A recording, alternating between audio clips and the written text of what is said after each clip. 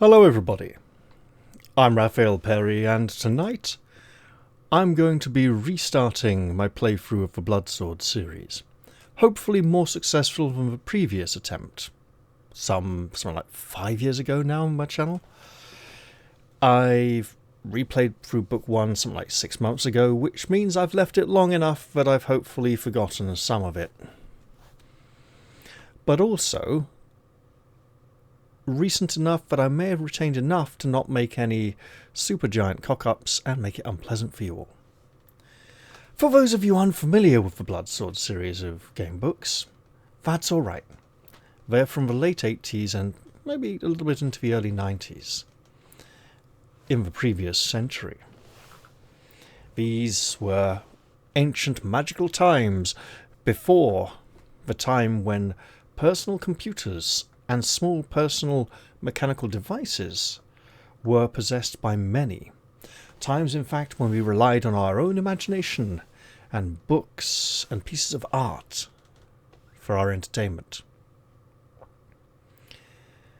So this is a series of game books similar to Lone Wolf or Fighting Fantasy, Way of the Tiger, Golden Dragon, not Grail Quest. Grail Quest wasn't a very good series. Look, some people like it. It was very popular. Just not with me. Fabled Lands came a bit later on. There were other game book series as well. I mean, Choose Your Own Adventure series was quite famous. Never had any rules. Was always just pure narrative, that series. Which is okay. It's a matter of what you want. There were Tunnels and Trolls solo game books. Anyway, this is the Bloodsword series, which is related to the Dragon Warriors role-playing game. The rules are very similar. The setting is the same, the world is the same, the mechanics used to resolve things are slightly different. Now, this first episode is going to be focused on the rulebooks, focused on the rules and character creation. If you want to skip to the gameplay, that's totally fine. You can stop watching now. Gameplay will begin in the next episode, which will go up the day after this one. If it's been up a while, hey, you can just skip to the next video in the playlist or whatever. Or just wait a day, if you really want to. I can assure you there will be no gameplay in this episode, but the gameplay will be explained for those who are interested in understanding how things are done, or for those of you who are familiar with how things are done and would like my take on things, my interpretation. Now, you may notice I have two PDFs open here.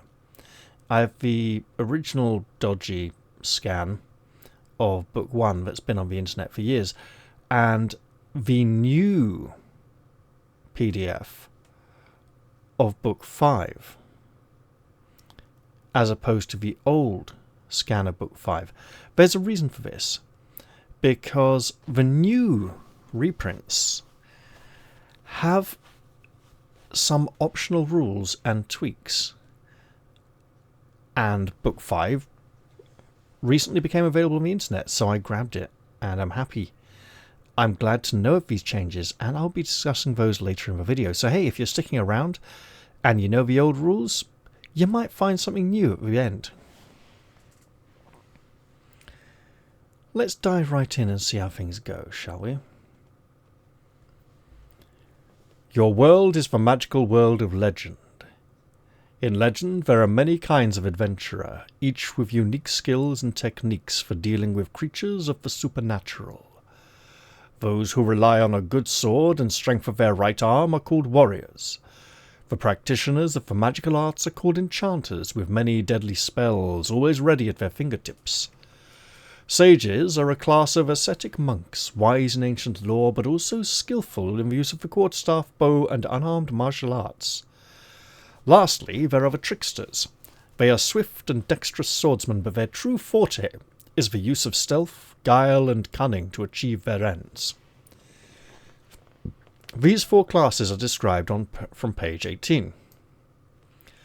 For your adventure in the Krarthian battle pits, you may take a single hero or put together a group of adventurers. If playing alone, you take a single hero of one of the 4 adventuring classes: warrior, enchanter, sage, or trickster. You will be on your own, but with the advantage that you are of a higher rank, that is, individually more powerful than you would be in a group of adventurers. A solitary adventurer undertaking this adventure will be of 8th rank. If there are 2 players, each takes the persona of a 4th rank adventurer. These 2 must belong to different adventuring classes. Ideally, they will be chosen so that one of the adventurer's strengths will make up for the other's weaknesses. An enchanter is physically not very powerful, for example, while a warrior has little resistance to sorcery, so a combination of these 2 classes makes a strong team. If the adventure is undertaken by 3 players, each takes a 3rd rank character, while in a team of 4 players, each has a 2nd rank character. Again, all characters must be of a different class. These preconditions can be summarized as: number of players, composition of adventuring party. We are reiterating here. 1 player, a single 8th rank character. 2 players, 2 characters of 4th rank. 3 players, 3 characters of 3rd rank, and 4 players, 4 characters of 2nd rank. After reading the sections on combat, magic, and teamwork, you should decide how many players will be taking part, and to which of the 4 adventuring classes each player will belong. Each player should read only the special section for the class to which he or she belongs. Yes, I can just imagine a bunch of players sitting around back in the day going, "Oh, well, you're not a good team player," or "No, I don't think I can do that." Okay, well, you sit this one out there and just have us 3 playing instead. I do remember playing this as a group of 3 and group of 2 quite a number of times, but also we'll get onto the solo team option at one point as well. Terminology. The usual role-playing abbreviation is used to indicate different dice rolls. This uses the basic format of X dice plus Y, meaning that X dice are rolled and Y is added to the total. As an example, 2 dice plus 3 means roll 2 dice and add 3, giving a number from 5 to 15. Taking another case, 1 die minus 1 means roll 1 die and subtract 1. Negative numbers count as 0 unless otherwise stated. So this would give a score of 0 to 5. Fighting prowess, etc. Each character is described by 4 attributes. These are fighting prowess, a measure of how powerful a fighter the character is; psychic ability, an indicator of the character's resistance to attack spells, and in the case of an enchanter, his or her aptitude for magic. Awareness, a difficult concept as it encompasses quickness of thought, dexterity, and general nous. And endurance, the attribute measuring the character's state of health. Wounds are deducted from endurance, and if it reaches 0, then the character dies.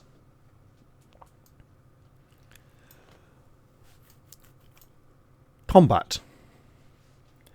Combat takes place in rounds, each of which represents about 10 seconds of action. Each round, everyone who is taking part in the combat gets the opportunity to perform one action, if he or she wishes, to attack, cast a spell, or whatever. Actions are taken in sequence based on each combatant's awareness score. The combatant with the highest awareness acts first, then the combatant with the next highest awareness, and so on. Combatants with equal awareness scores act simultaneously. A combatant who is killed, reduced to 0 endurance before his turn, does not get to act. These are the possible combat options and the circumstances in which they may be used. A character may choose any option for which he or she is eligible as his or her action for the round. Move. This action allows the character to close and fight an enemy, or to move to an exit if any. If you take the move option while an opponent is fighting you, then, unless your awareness is higher than the opponent's, important to remember that bit, you can take an automatic wound. Once all surviving characters in the party have moved to an exit, the party may flee at the start of the next round. Fight. The character must have previously chosen the move option in order to be close enough to an opponent to fight, but there are exceptions to this rule. Sometimes the tactical maps in the text will show that your opponents are directly adjacent to you at the start of the combat, in which case an immediate attack is possible, or if the enemy has moved up to you. Defend. You cannot attack in a round in which you choose this option, but it has the advantage of making you harder to hit. This is explained more fully below.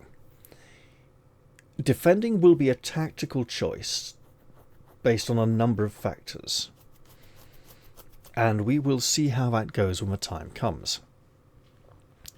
Shoot. This is an option for sages and tricksters only. You fire an arrow at any one opponent. Unlike the fight option, you do not have to move first because, of course, arrows are long-range weapons. You cannot choose to shoot if an opponent is striking at you in the same round. That is, you must dispose of any opponents who have closed to attack you before picking off others with your bow. Flee. Sometimes the text will give your party the option to flee from a fight. All surviving adventurers must have made a move before the party can flee.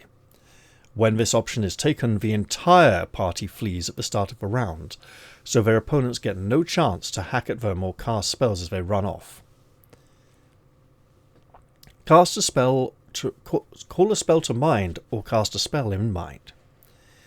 These are options for enchanters only. They are explained in the special section on enchanters. You can perform one of these actions in each round. Tricksters sometimes get the opportunity for 2 actions in a round, though, as explained later in their special rules. When we get to it, I will bring up a point about that. That special ability only seems to exist in the first book, and there'll be a little bit of a discussion when we get to that. The rules of combat are designed for ease of play, but require a short explanation. When striking at an opponent, that is, when you take the fight option for a round, or shoot, you roll 2 dice. A score of equal to or lower than your fighting prowess means that your blow has hit. If you hit, you roll a damage die, or dice at higher ranks, to see how much of an endurance loss you have inflicted. If your opponent has an armor rating, you must reduce your die roll for damage by this amount, and the result, if greater than 0, is deducted from the opponent's endurance. Take an example. You have a fighting prowess of 7, and a damage roll of 1 die. Sounds like a sage, trickster, possibly a very low-rank warrior. You're attacking a troll whose fighting prowess is 6, and who also rolls 1 die for damage. You have the higher awareness, so you get the first blow. Rolling 2 dice, you score a 3. This is less than your fighting prowess score, so you have succeeded in hitting it. Next, you roll 1 die for the damage your blow inflicts. You get a 6, but the troll has an armor rating of 2, so only 4 points are deducted from its endurance. If still alive, that is, if it hasn't yet been reduced to 0 endurance, the troll now gets to hack back at you. It rolls 6 on 2 dice, equal to its fighting prowess, so good enough to hit you, though only just. For its damage die roll, it scores a 1. Because you have an armor rating of 2, so I'd say sage. Because you have an armor rating of 2, this means you lose no endurance. The troll's claws hit you, but scrape harmlessly off your studded leather jerkin, trickster. The battle rages on for another round. 2 other factors need to be considered. If you defend, then your opponent must roll equal to or less than his fighting prowess on 3 dice in order to hit you. And yes, they're added together, so that gets quite a bit harder. You do not get to strike a blow yourself in the round you are defending. The other point concerns the move option. If you have a high awareness, you can move away from an opponent before that opponent gets his or her action for that round. All well and good. If you try to move away from an opponent who has already attacked you earlier in the round, however, then he or she immediately gets a second strike at you, and this is an automatic hit. For this reason, it is usually best to dispose of one opponent before you move on to engage another. Armour. You will start your adventure with a suit of armour. This gives an armour rating of 3 if you are a warrior, or 2 if you belong to one of the other adventuring types. Your armour protects you in combat by absorbing its armour rating from any damage you would otherwise take. For instance, if a monster rolls 2 dice plus 1 of damage and gets a total of 13, that is the number of endurance points you would lose if you were not armoured. If you're wearing an armour rating of 2, if you're wearing armour with an armour rating of 2, you would only take 11, that is 13 minus 2, points of damage. You cannot wear 2 suits of armour in combination. Thus, if you were to lose your armour and later come across 2 breastplates with an armour rating of 1, let's say, then you could put on 1 breastplate, but you could not put on both and claim a total armour rating of 2. Weapons. If you lose your weapon, you must reduce your fighting prowess and damage dice rolls by 2 until you find a replacement. An 8th rank warrior normally has a fighting prowess of 9 and rolls 3 dice plus 1 for damage when he or she hits an opponent. If he or she were to lose his or her sword and be forced to fight barehanded, he or she would have a fighting prowess of 7 and 3 dice minus 1 for damage rolls. Special character options. We're going to try not to lose our weapons, but it could happen if we're very unfortunate. With only one player character, the adventure works just like a standard gamebook. With parties of 2 or more players, one player is the reader, and he or she reads aloud the sections from a book as the adventure progresses. In fact, the way a lot of players played Fighting Fantasy and Way of the Tiger back in the day. Sometimes there will be an option for a character of a given class to act, for example. If there's a trickster in the party, turn to such and such a section. If such an option is taken, only the player concerned looks at the appropriate section. He or she will usually read out the section to the other players, but sometimes part of the section will be restricted and printed in bracketed italics. This means that the player can, if he or she wishes, keep that part of the information withheld from the other players. For instance, there might be an option for a sage to read an ancient piece of parchment. The book passes to the sage player, who reads in his restricted section, "You decipher the faded runes on the parchment. It tells you that the safe route to the Emblem of Victory lies beyond the gold door." Turn to 559. The player must tell his or her companions that he or she is reading the parchment, but he or she is not obliged to tell them what it says. In a situation where 2 or more players are both given the chance for individual actions, say the sage could speak to a demon or the trickster could shoot it with an arrow, the players can roll a die and the highest score decides who acts. That can be... highest score decides who acts. So the person who rolls high can say, you know what, I'll let you do it. Encounters.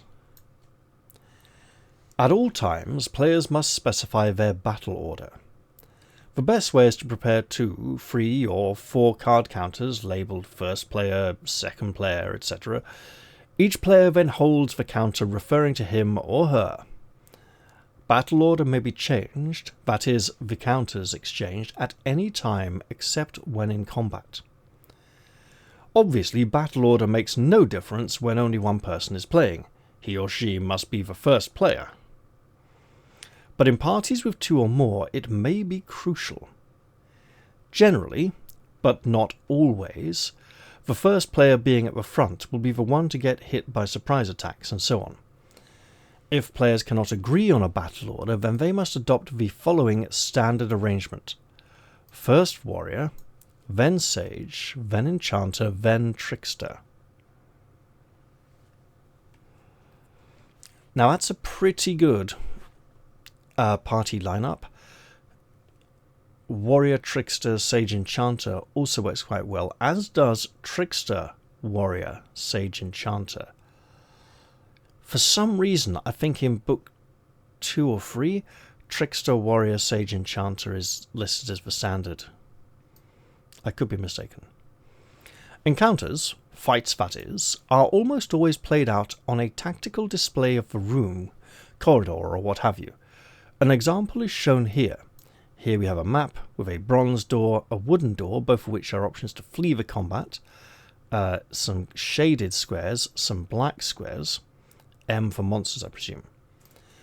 The numbers on this tactical map show where the adventurers are standing when the combat starts.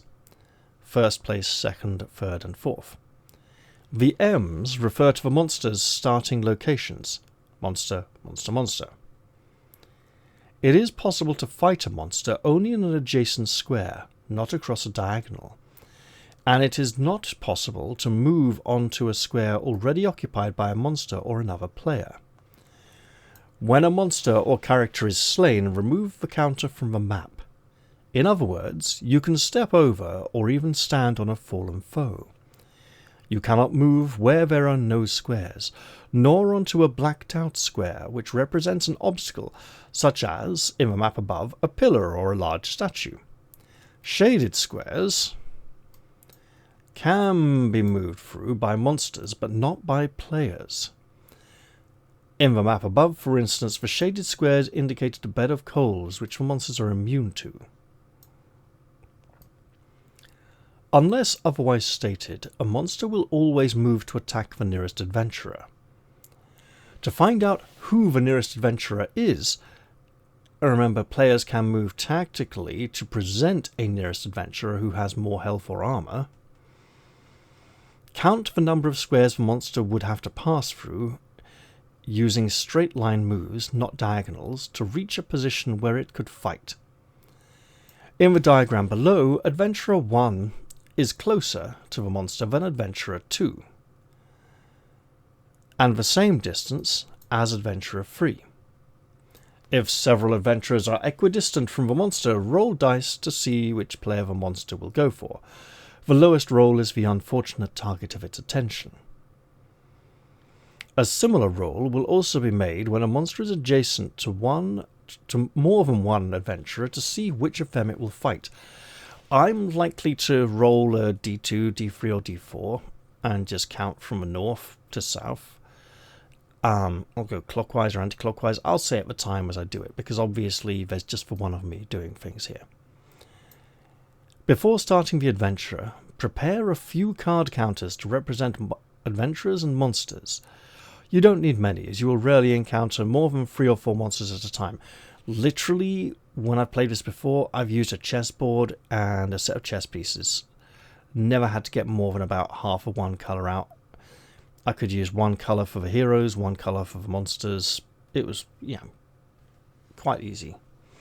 And if I needed to mark any squares as unavailable, I could just put down a few scraps of paper or something to cover them up. Always make a note of a monster's remaining endurance if you flee from it. Monsters sometimes give chase, and if they catch up with you, then you'll need to know how many wounds you've already inflicted, otherwise you'd have to do the damage all over again. Encumbrance. There's a limit to how much you can carry, and this is where having multiple characters gives you a big advantage over just one. As shown on the character sheets, you can usually have 10 items at a time. If you are fully encumbered and find another item you want, you must discard one of the items you are already carrying, or give it to another player in order to make space for it in your backpack. 2 special points need to be made. A quiver available to sages and tricksters will hold up to 6 arrows. The quiver counts as 1 item for encumbrance purposes regardless of the number of arrows contained. That is, if you have a quiver containing 6 arrows, then it still counts as only 1 item, and not as 7 items. Your money pouch counts as 1 item too. As with the quiver, the contents are not relevant. The money pouch will hold a maximum of 100 coins of any type, but whether it is full or empty, it counts as only one item. There may be a few other similar items that will only count as one item, but they will be introduced in the body of the text. Magic is the special province of enchanters and, to a much lesser extent, sages. The way in which magic functions for these classes is fully set out in their special sections, see pages 23 and 27. But there is one thing that every adventurer must know about magic. There are two types of magic.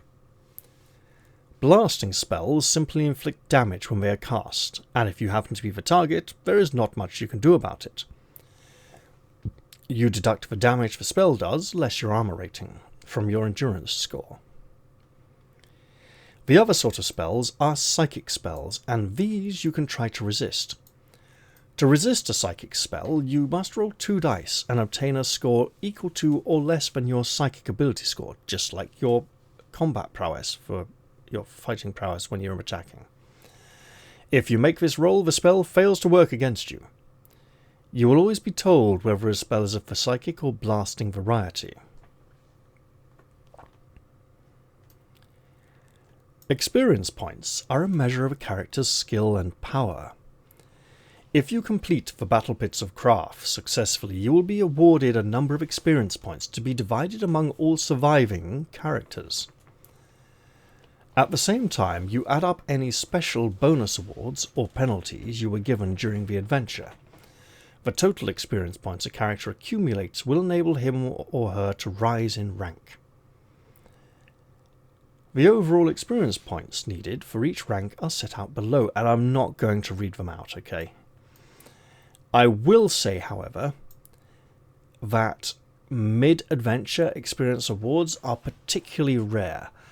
I'm aware of one potential experience bonus handout in Book 1, and one potential very minor experience penalty for one character in Book 1, but after that, I do not recall any additional bonus experience points in Book 2 or Book 3, beyond the standard amount for completing the adventure.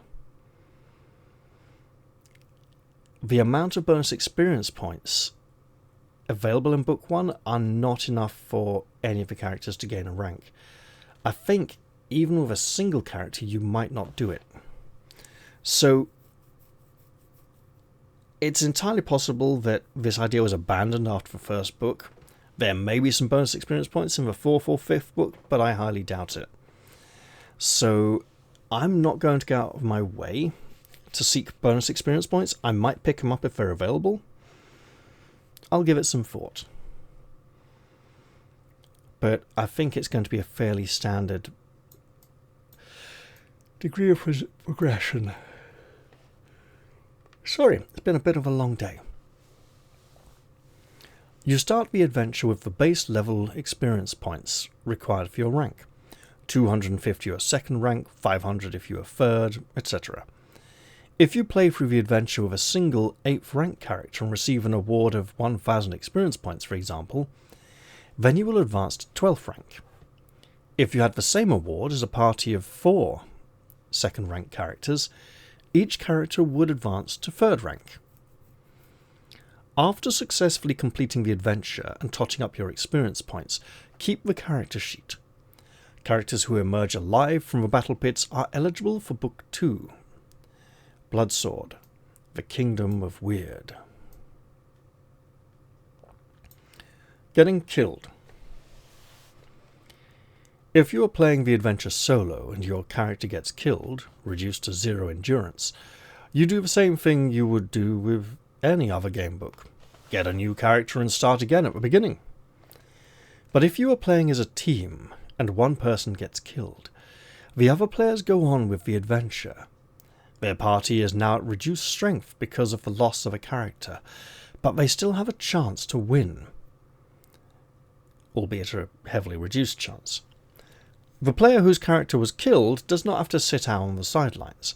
However, he now gets to roll the dice for the monsters. He can also change a monster's strategy if he wishes, although he cannot invent powers for it that are not listed in the description. Getting killed can thus be quite fun You lose your character, but at least you get to give your former companions a hard time. The solo team option. We will be using the solo team option in this playthrough, ladies and gentlemen. I may have alluded to that earlier, but I'm saying it pretty blatantly now. This is what I'm going to do. Normally, the number of characters in the party will be equal to the number of players, the idea being that most people will have their hands full just running one adventurer, with all his various special skills. However, once you have gained some experience with the Bloodsword system, you may like to try using the solo team option. Under this alternative system, one reader takes not a single character, but an entire team of 4 characters.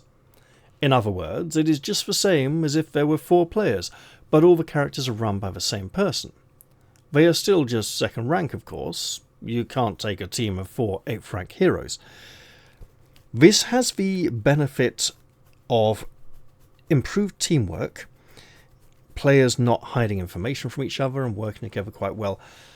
Also, you get to be a bit of a Billy No-Mates and play on your own. Or, hey, if you've got a YouTube channel, show it off, you know.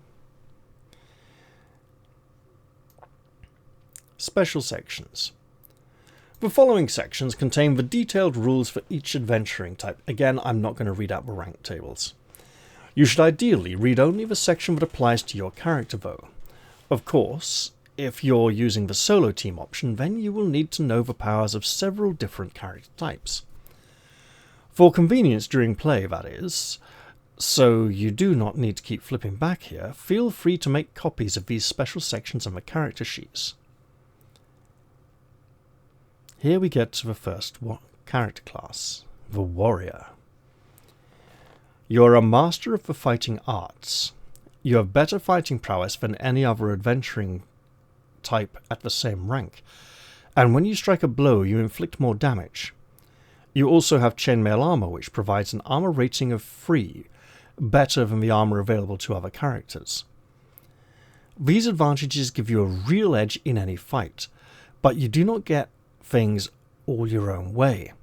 You have none of the other characters' special skills, the sage's ESP for instance, or the trickster's low devious cunning. Also, because you are of noble birth and following the honourable traditions of your ancestors, you must be careful to stay true to the code of chivalry. You may take an experience point penalty if you behave in a dishonourable, cowardly or uncouth manner. Indeed, the only experience penalty I'm aware of in the series is an ability for the warrior to lose some experience points in the first book if they let something rather bad happen. It is somewhat cowardly and dishonourable. As we can see, as a warrior rises in rank, they become significantly more powerful. Fill in your rank and attributes on a character sheet. We have a small character sheet here at the front of the book. I found it convenient to get those little index cards you could get from a newsagent and just fill it in on there. Write stuff on the lines, have some fun with it, you know. You begin with 3 items that you should also note down. These are a sword, chainmail armor with an armor rating of 3, and a money pouch. The money pouch contains 10 gold pieces if you're of 2nd rank, 15 gold pieces if you are 3rd rank, 20 gold pieces if you are 4th rank, and so on, up to 40 gold pieces if you are 8th rank. And if you've been paying attention, that means party of 4 gets 40 gold, party of 3 gets 45 gold, party of 2 gets 40, party of 8 gets 40. Regardless of its contents, the pouch still counts as 1 item for encumbrance purposes. Yes, the warriors section is very short. And now we're going to go look in Map Tool, because I've made up hero tokens already, so we can have pretty maps when the time comes. Here is our warrior, Sir Alwyn. I wanted something that sounded suitably medieval. The overall theme for the adventures in this series is characters in a medieval world encountering and experiencing strange and exotic things from lands far away.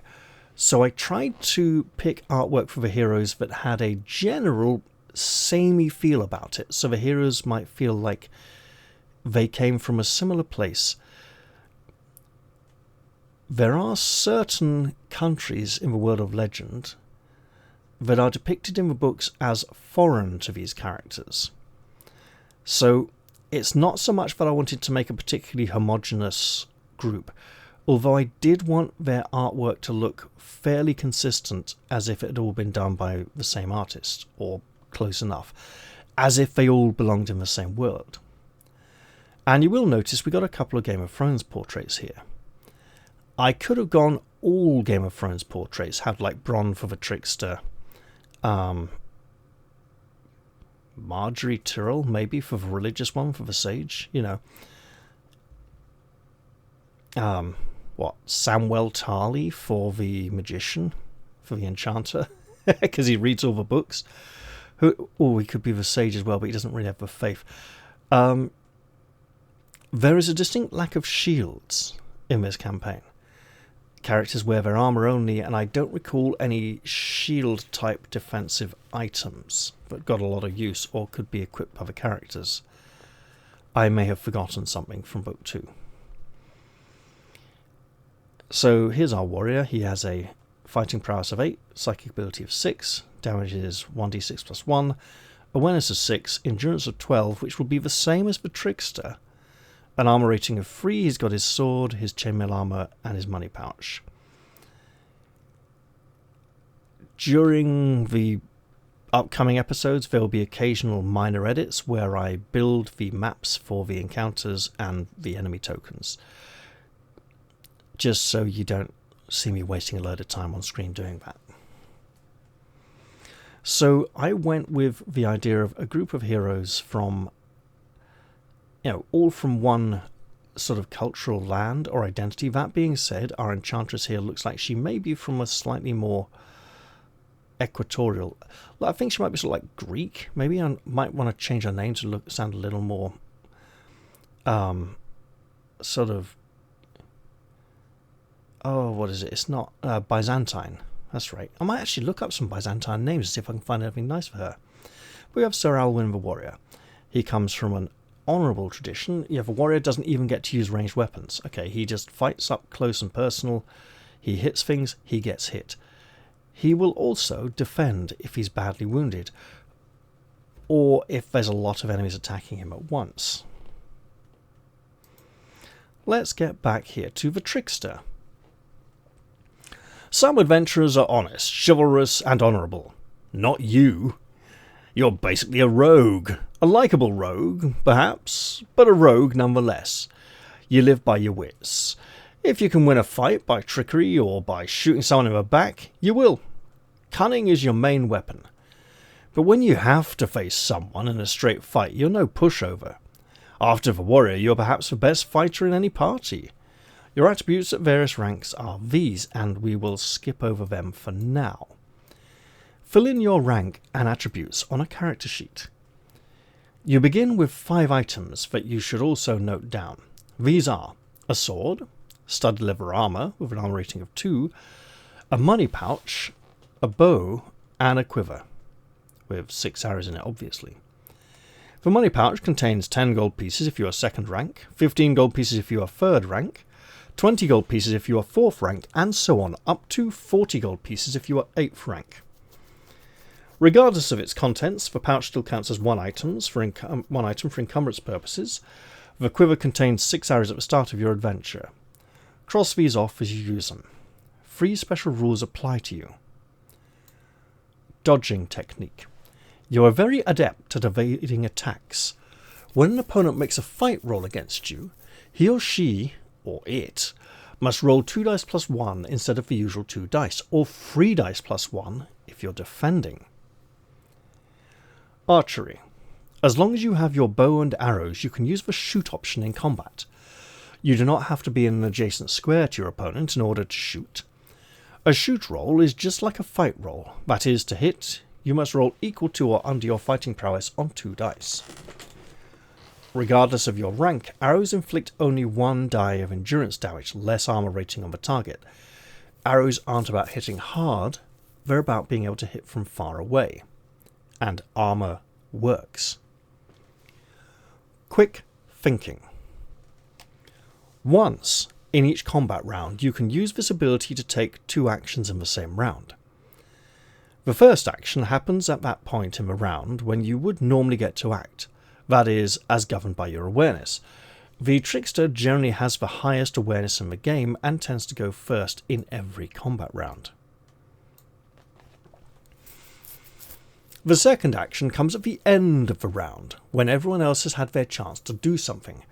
So a trickster could literally attack at the start of the round, attack at the end of the first round, then again at the beginning of the second round, essentially getting 2 turns back to back.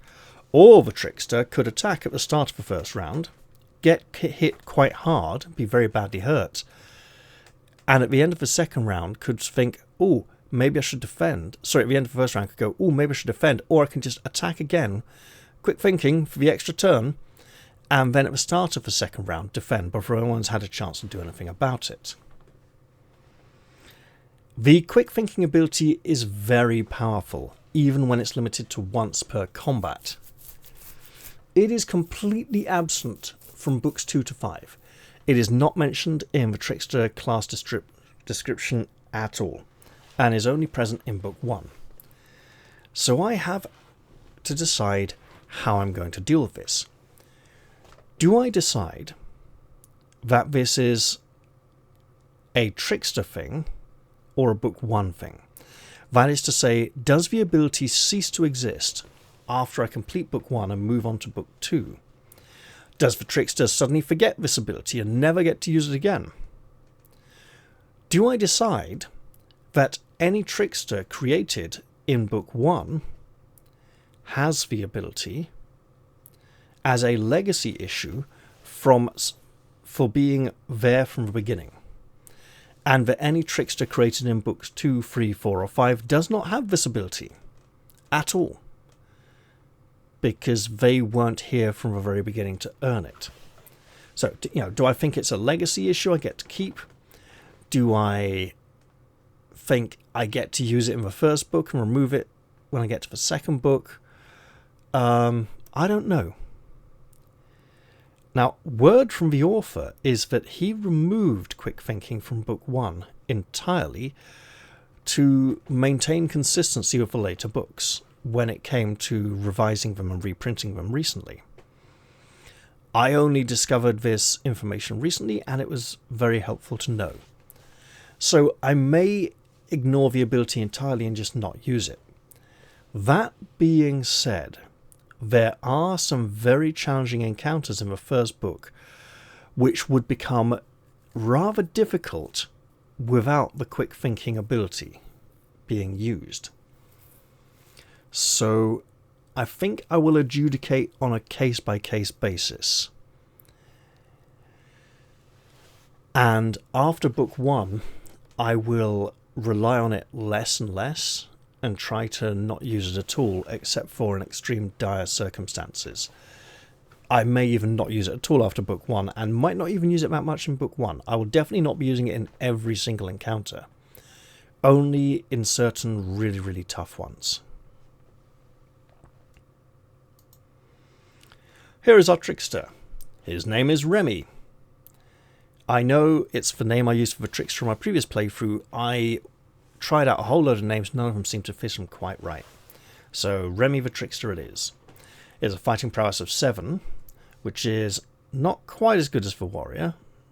Psychic ability of 6, damage is a point less. Much higher awareness, an 8 instead of a 6. Same endurance as the warrior. As they progress in ranks and become more powerful, the warrior and trickster maintain the same endurance levels. And the trickster is harder to hit, meaning that actually the warrior almost ends up taking more damage from the trickster on a regular basis. We have a sword, studded leather armor with an armor rating of 2, a money pouch, a bow, and a quiver of 6 arrows. Let's hope Remy can keep out of harm's way enough to help the party with his cunning and wiles when he needs to. The Sage. Your upbringing has been in the Spartan Monastery of Illumination on the barren island of Caxos, Kaxos sounds very Greek as well in a way, doesn't it, actually? There you studied the mystic way, a series of demanding psionic disciplines and rigorous physical training. Your attributes at various ranks are these. Lots of numbers. Fill in your... No, trust me, if this was my first time playing, I would be studying these intensely to decide how many characters I wanted in the party and what rank they would be. Fill in your rank and attributes on a character sheet. You begin with 5 items, but you should also note down these are a quarterstaff, ring mail with an armor rating of 2, money pouch, a bow, and a quiver. Again, we have the same amount of money and arrows as any trickster. Archery, exactly the same as the trickster. Quarterstaff technique. Your expertise in quarterstaff fighting includes a knowledge of critical nerve points. When attacking with a staff, you can elect to make your fight roll on 3 dice instead of 2, just as if the enemy was defending. Enemies never take the defend action, so this is going to be the hardest attacks you're ever going to have to roll. This is obviously more difficult, but it means that if you do hit, you inflict an extra 1 die of damage and knock your foe off balance, causing him to take his action at the end of the following round. That is, as if he had an awareness score of 1. You'll note that this does not cause your opponent to take their action at the end of this round because they might have already had it. So it's like a slightly delayed stun as they flounder about. They don't... If they have a lower awareness than you, they don't lose their turn this round and wait until the end of the next round to do it.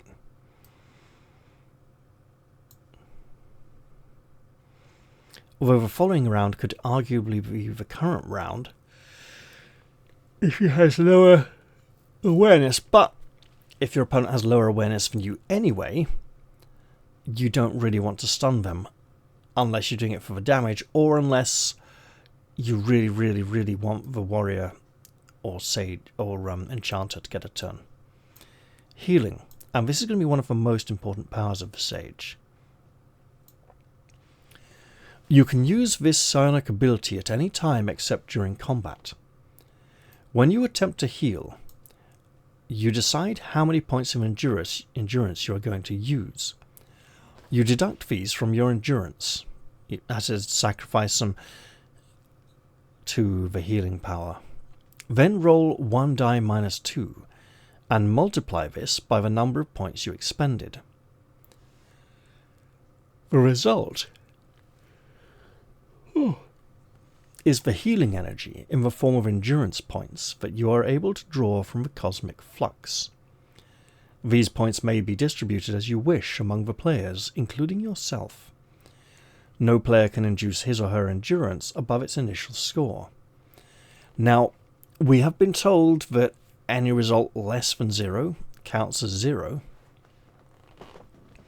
I remember back in the day with a d6 minus 2 being possible to get a score of minus 1, I would actually let that count as minus 1 and the sage could lose the same amount of health again.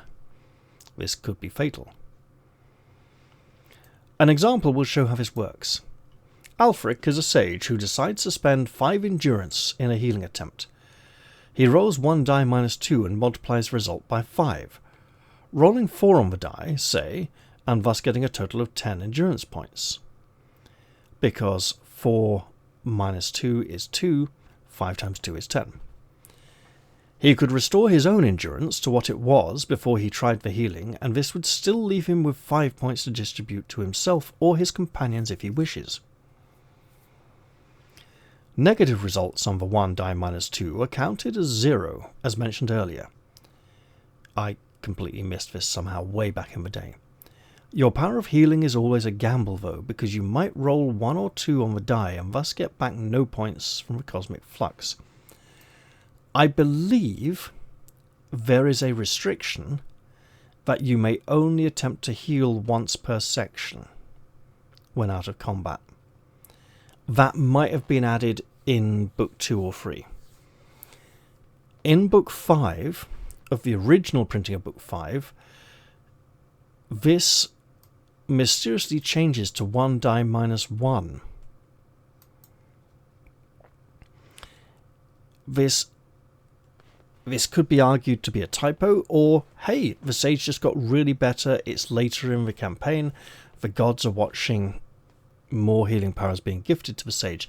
However, I did grab the new PDF of Book 5, and it's 1 die minus 1 again. So that 1 die minus 2 again. So that minus 1 ain't in the new version, it's probably a typo in the original.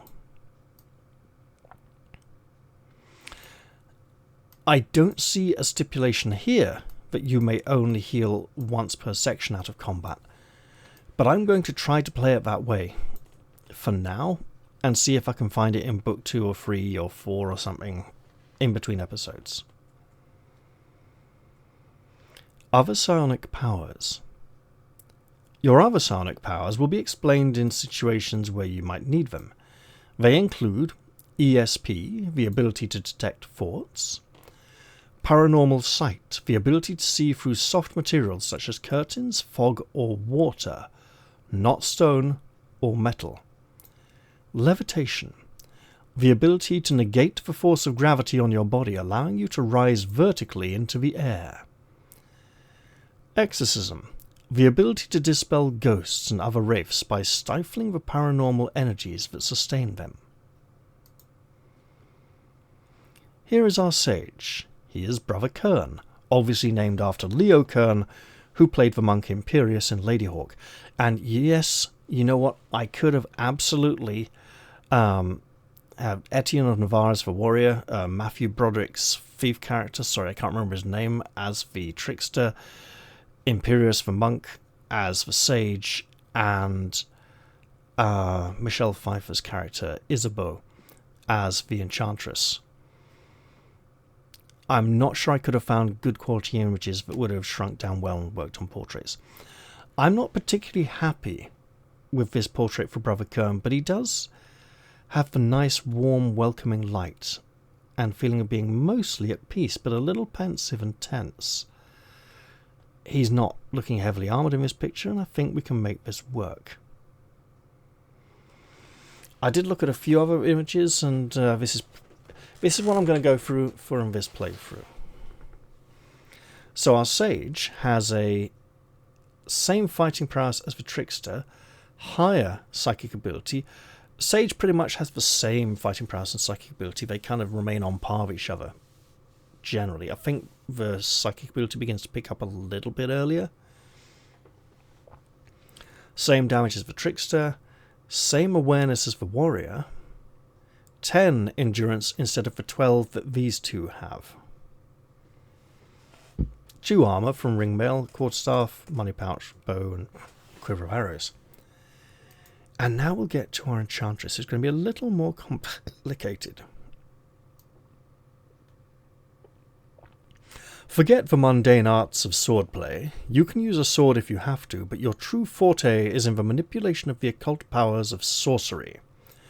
Your attributes at various ranks are these. Lots of numbers. We only need to know our current rank, really. You begin play with 3 items that you should use. You also note down a sword, some silver armour, which is apparently really good, armour rating of 2, and a money pouch. We know about the money pouch. Your special skills are more involved than those available to any other character because you have a host of useful and deadly spells at your command. The procedure for spellcasting is quite involved, so read the following stages carefully. Before you cast a spell, you must call it to mind. If done during a combat, this takes 1 round. If you call spells, you can call spells to mind at any time and keep them in mind without effort. So you may wish to have a few ready before encountering an enemy, rather like having a cocked and loaded crossbow. However, each spell that you have in mind temporarily reduces your psychic ability by 1 until it is cast. If you keep several spells in mind at all times, you will therefore be adventuring with quite a low current psychic ability, and this makes you vulnerable to psychic attacks. It also makes it harder to cast your remaining spells. So, if Ariadne, our enchantress here, were to prepare 1 spell, her current psychic ability would be reduced to a 7, And I'd write a spell name in here. Probably, at this point, White Fire or Volcano Spray. We'll plonk White Fire in there for now. I can take it away before we begin play. I'll leave it there, though, just so we can demonstrate spellcasting if we really need to. The attempt to cast a spell takes 1 round. It does not happen automatically. In order to cast a spell successfully, you must roll equal to or less than your psychic ability on 2 dice. I'm pretty sure it's the current psychic ability. You must add the complexity level of the spell to the dice roll. If you fail to cast it, you can try again the next round. This time, the roll is easier, as you subtract 1 from the 2 dice plus complexity roll. If you fail again, you subtract 2 from your roll on the next round.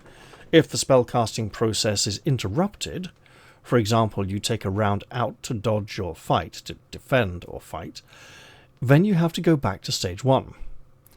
An example will show how this works. Ragnarok is an enchanter with a psychic ability of 9. He has called 2 spells into mind in case of trouble, so he currently has a reduced psychic ability score of 7. In an encounter with 3 hobgoblins, he decides to use his sheet lightning spell. This is a complexity level 4 spell. Oh, he is so screwed. He needs to roll like a 3, right? So the first round, he tries to cast it. He must roll 7 or less on 2 dice plus 4. So yeah, a 2 or 3. He fails this difficult roll, but continues trying the next round, this time making 2 dice plus 3. He fails again, so on the third round, he needs to make this roll of 7 or less on 2 dice plus 2.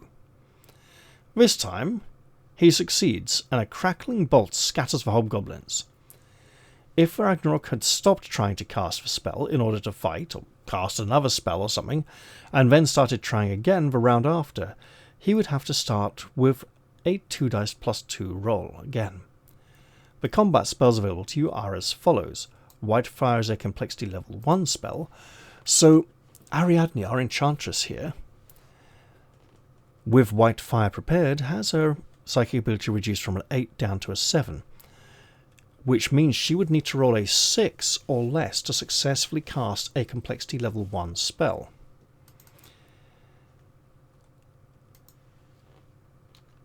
The enchanter, or enchantress, gains psychic ability rather rapidly as they level, making them capable of preparing and casting more spells. So, I will, during play, have a copy of these up in a separate book or something while I'm looking at a combat section. So, just for reference. Volcano Spray. We're on the complexity level 1 spells. Causes all enemies in the vicinity to lose 1 die of endurance. This is a blasting spell, so it cannot be resisted. The enemy's armor rating, if any, is deducted from the damage die roll. Night Howl is a psychic spell that affects a single opponent. If the opponent fails to resist, he, she, or it must fight or shoot using 1 die more than usual, that is on 3 dice rather than 2, or 4 if you defend, for the next 4 rounds. This may become more useful to us at various encounters against extremely powerful foes, although if they have a high psychic ability, they will resist it. White Fire. This blasting spell strikes 1 opponent, causing the loss of 2 dice plus 2 endurance, less armor rating. So, White Fire hits 1 person harder, Volcano Spray hits everyone for less damage. Now we get to the complexity level 2 spells. Sword Thrust. A blasting spell affecting 1 enemy who loses 3 dice plus 3 armor and endurance, and armor reduces the damage in the usual way. So a more potent version of White Fire, and we're going to find a theme that at each complexity level there is a single target blasting spell, an area blasting spell, and a psychic spell. The Eye of the Tiger. When this spell is cast, you can either add 2 to your fighting prowess and damage rolls, or 1 to the fighting prowess and damage rolls of everyone in the party, including yourself. This lasts for 4 rounds of combat. And maybe this actually could be more helpful for lower rank parties who have lower fighting prowess and damage totals. Immediate deliverance. Used during a combat from which you wish to flee. This spell teleports everyone in the party to the exit if there is one. You are then ready to beat a retreat in the next round. So no group blasting spell here. You'll still look at Volcano Spray for that. Complexity level 3, we have the Mists of Death. All enemies in the vicinity lose 2 dice endurance if they fail to resist this psychic spell. Armor gives no protection, so this is a psychic AoE spell. The Vampire Spell. This psychic spell can be directed against a single foe who loses 4 dice of endurance if he fails to resist it. Some of the vital enemy he loses is channeled into you. Your own endurance is increased by half the amount he loses, rounded down. Of course, your endurance still cannot exceed its initial score. Sheet Lightning, as mentioned previously in the example, is a complexity level 4 spell. A powerful blasting spell that inflicts 2 dice plus 2 damage to all opponents in the vicinity. Armor protects from this as usual. Again, armor is generally in the 1 to 3 range, sometimes even 0. It's rarely more than a 2, and is often just a 1 or nothing. Ghastly Touch. This is the only spell that requires you to be in an adjacent square to your intended victim. It is a psychic spell that affects one opponent who loses 7 dice of endurance if he fails to resist it, and 2 dice even if he does resist it. Armor gives no protection. I believe this may be renamed to Ghoul Touch in later books, but I could be mistaken. And then we get to complexity level 5. So my theme of like 1 single target, 1 AoE, 1 psychic every level is completely wrong. There is generally 1 single target blasting spell at each level though, and 1 psychic spell. At least. The Nemesis Bolt. This highly focused bolt of energy strikes 1 foe who loses 7 dice plus 7 endurance. It is a blasting spell, so armor will reduce the damage. And the spell of Servile Enthrallment. This psychic spell affects 1 enemy. If not resisted, it brings the enemy under your control. He, she, or it simply stops moving and in non-combat situations may respond to your questions. If you order an enthralled foe to fight for you, that is, against his own former companions, you must roll 1 die. On a 6, he recovers his wits and attacks you. An enthrallment lasts long enough for you to leave the vicinity, so you proceed as though you had slain the opponent in question, essentially removing them from the fight if you don't get them to fight for you. You also have a number of non-combat spells. These include Summon Fountain, which calls a sly fairy creature to serve you for a time. Prediction, which grants a glimpse into possible futures, and Detect Spells, which informs you that magic is operating nearby. There is no need to make dice rolls to cast such spells because it will not usually matter whether it takes several attempts to get them to work. Now,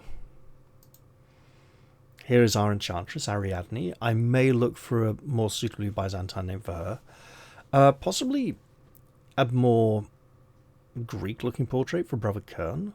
Something that might... No, I should look at the Dragon Warriors world background and see what I can find about the island of Caxos. So she has the lowest fighting prowess in the party. It's on par with the warrior's psychic ability, or the trickster's. Psychic ability equal to the warrior's fighting prowess. 10 endurance as the sage. Same awareness as the sage and the warrior. Armor rating of 2. Same gear. I'll take a little moment here to talk about spellcasting meta. If I prepare more than one spell at a time, with a psychic ability as low as 8, I am going to have difficulty casting on 2 dice if it's got a complexity level higher than 1. I am likely, in this first adventure, to focus heavily on White Fire and Volcano Spray with a little bit of Night Howl if I think the enemies are not going to resist it. Higher complexity level spells will be used in an emergency. For example, if I prepare White Fire, I'm needing to roll a 6 first round. That's 1 round to prepare it. I can do it before combat, then a 6 on the second round, 7 on the third, 8 on the ninth, and so on, right?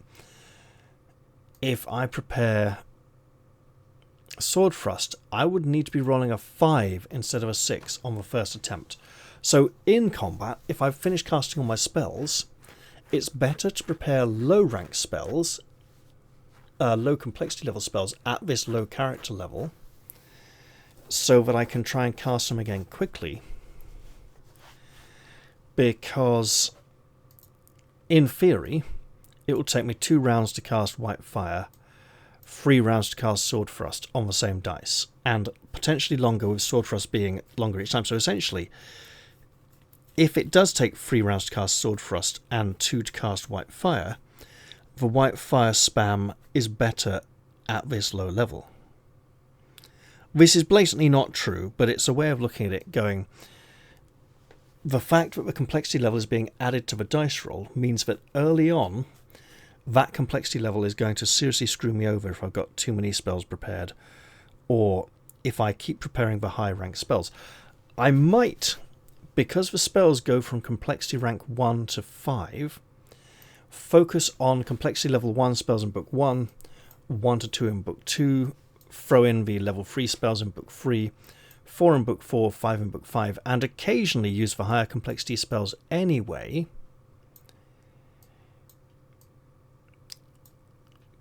But if I think of restricting myself to spells of an equal complexity level to the book number in the series, that might keep things relatively balanced. And now we're nearing the beginning of the adventure, which will obviously be in the next episode. However, I'd like to talk about the new printings of the books, because there are some optional rules which I would like to look at now that have been included in the new books. I was aware of this first one, which I used on my previous playthrough on the channel. I like it. It's characterful, it's fun, it's interesting. It does mean there will be occasional turns when one or more characters are not attacking, and that can make for some interesting situations indeed. But it also can mean that wounded characters can back up, healthy characters can move closer to prove interesting targets, and so on. These are variations on the standard rules that you can use if you prefer. Instead of unlimited movement on the tactical maps, you move a number of squares equal to half your awareness, and I would apply that to the monsters absolutely as well.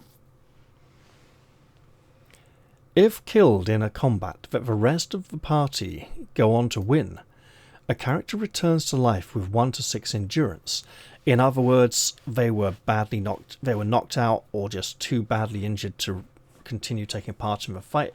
No one really got to check if they were dead or not until the combat was resolved. And hey, if everyone went down, the enemies would probably finish them off eventually. They just obviously were dealing with the actual dangerous people trying to kill them first. If the whole party is killed, use the flee option for that section, if there is one, and return to life with 1d6 endurance each, so the party only dies if there is no flee option. Now, I'm not entirely sure how I feel about these. I've discussed them with a few friends recently, but yeah. Friends who are familiar with the rules or not, just to give a no-context opinion on it.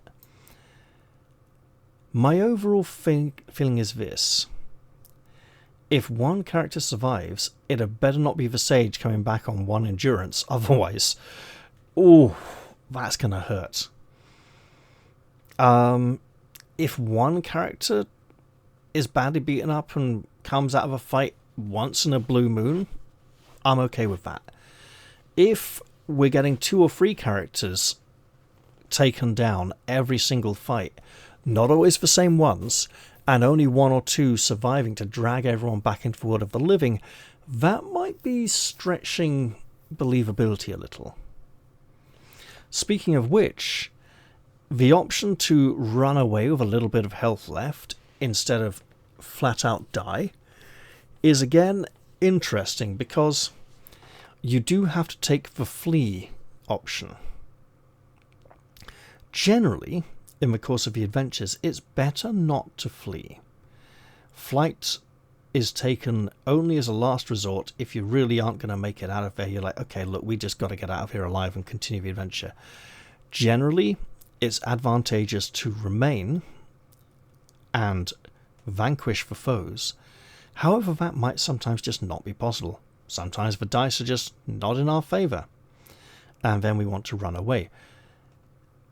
What this does is it allows you to realise you're losing a fight and push to try and just go, okay, look, let's just see if we can win this, right? Let's stick in. We're not going to run away just yet. And I know we'll end up with less health if we do this, but we might just, okay, no, look, they got us. All right, yeah, we better run, you know. To my mind, these 2 rules here feel like a new versus old thing. The combat in this game very much has a rather old school design. That is, the warrior exists to be a tank, to take damage, hits a little bit more often, doesn't particularly hit that much harder than everyone else, maybe a little bit. Trickster is actually solid. If it was more old school, the sage would be a bit more fighty than the trickster. But essentially, it's old school in that healing occurs outside of combat. There's no in-combat healing. The enchanter, the blaster caster, is very, very squishy. And essentially, we get into a fight, and it's enemies up here, and the heroes are just obviously warrior in the middle. The heroes are protecting the squishy blaster caster, who is doing most of the damage, and her spells will hit significantly harder than most of the weapons these guys have at their disposal. That's old school game design. That is, we try to survive, and it's not about absolutely destroying whatever we're facing. It's about keeping enough health and resources to stagger on to the next fight, as our health is slowly depleted over the course of the adventure. And yes, we have a sage who can restore some health, but it's not automatic and it's not always going to work.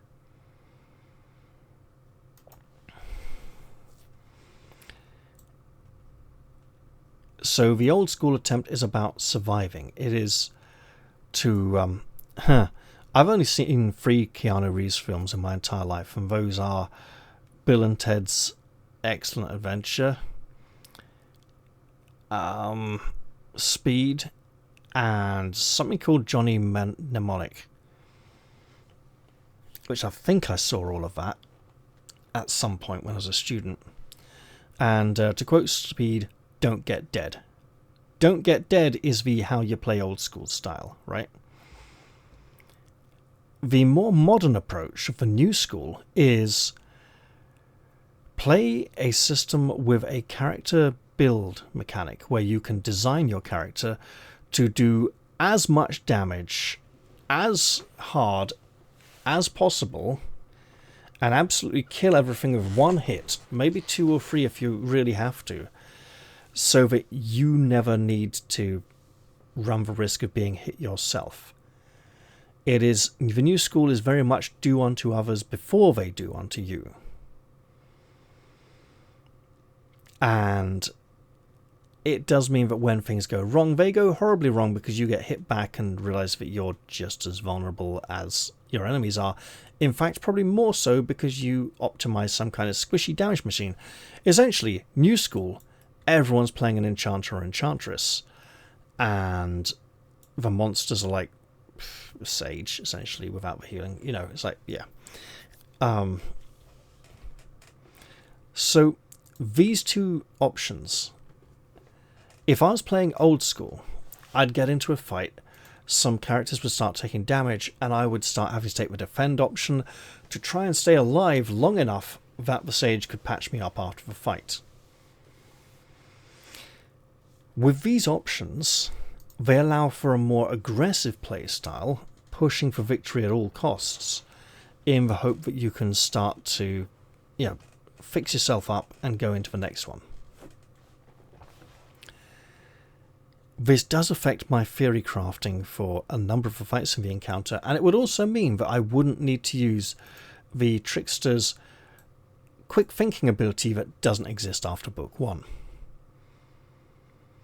There are some very challenging encounters in this book. I can think of 2 or 3 where we would struggle without quick thinking, but the ability to let someone go down and pick them back up afterwards would make those encounters more doable.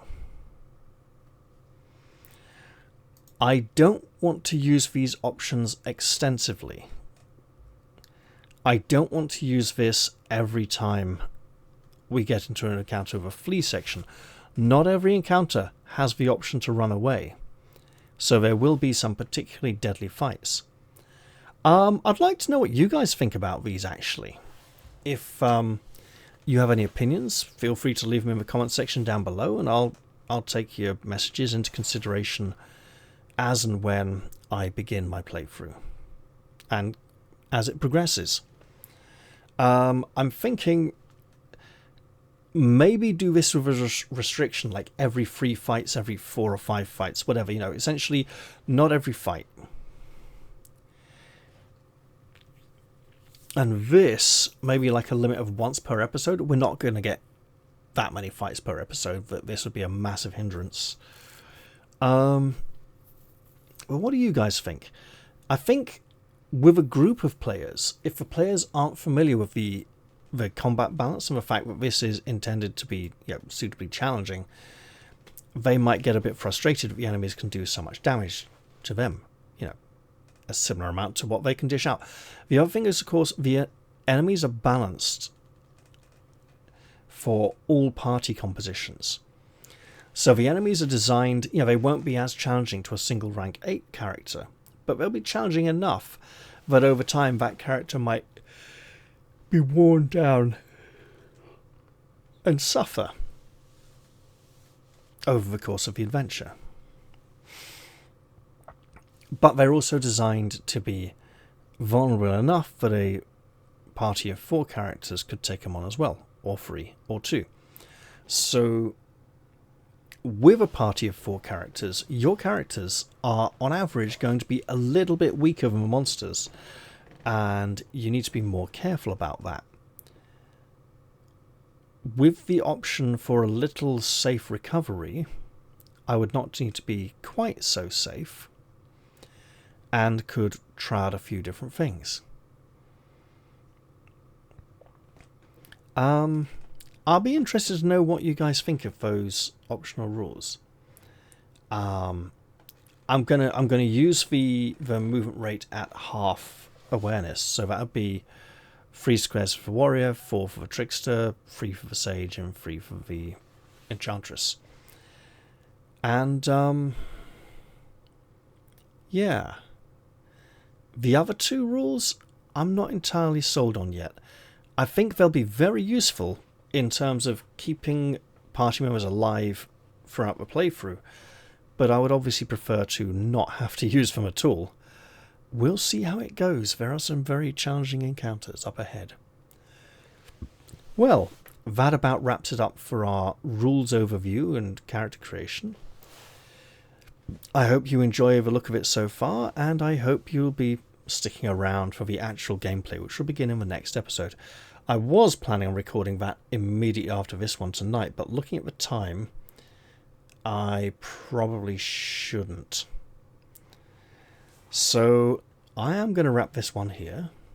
I hope you've all enjoyed this introductory episode, and I'll look forward to seeing you all in the very next one, where we begin our very first adventure with this party of 4 unlikely ragamuffins who could find their way to glory.